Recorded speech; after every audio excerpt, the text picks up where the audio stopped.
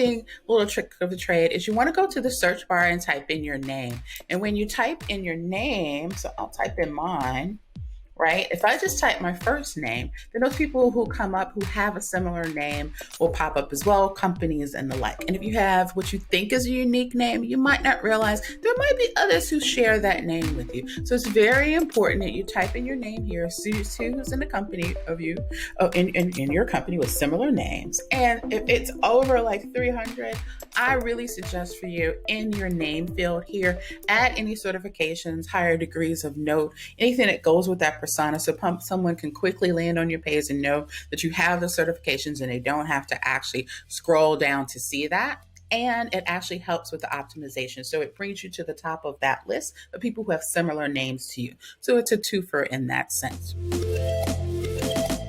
The next area is a very important area, one of my favorite ones, similar to an elevator pitch, which is not exactly an elevator pitch, but it sets the tone of who you are. And this is your headline. So think extra, read all about it, just like that newspaper attracts you to that newspaper, the headline attracts you to that newspaper or the newspaper article. You want to attract people to want to lean in and learn a little bit more about you. And as they do, you need to give them either sentences or keywords to learn a little bit more about you. So in my case, what I choose to do is talk about the things that I do, right? What I kind of want to be known for, and put a little bit of punch in it. And I use Tech Whisperer because that's really one of my titles specifically, but someone gave me that title and it actually talks about the action of how I do and what I do with tech. I like to whisper in people's ear about how tech can help make your life a little easier.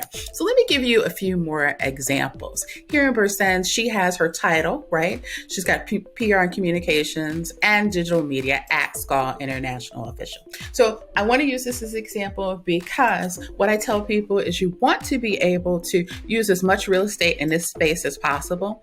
LinkedIn already pre-populates your title right here.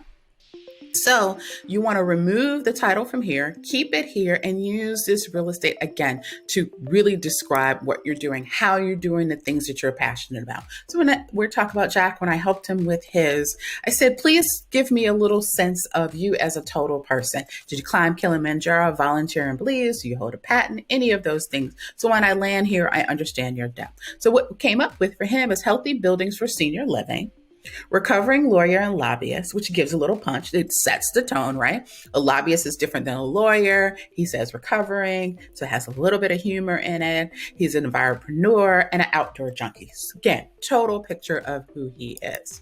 Dahlia, she chose to kind of give you a little punch of how she does what she does. She says she empowers at Brent Crafts. She's founder of Dahlia Plus Agency, full service marketing agency specializing in virtual and hybrid events. She uses a lot of emojis in her sentences as possible, but she not only gives you sound bites, hashtags, emojis, but really sets that tone and gives you an actionable item at the end where it says, DM me.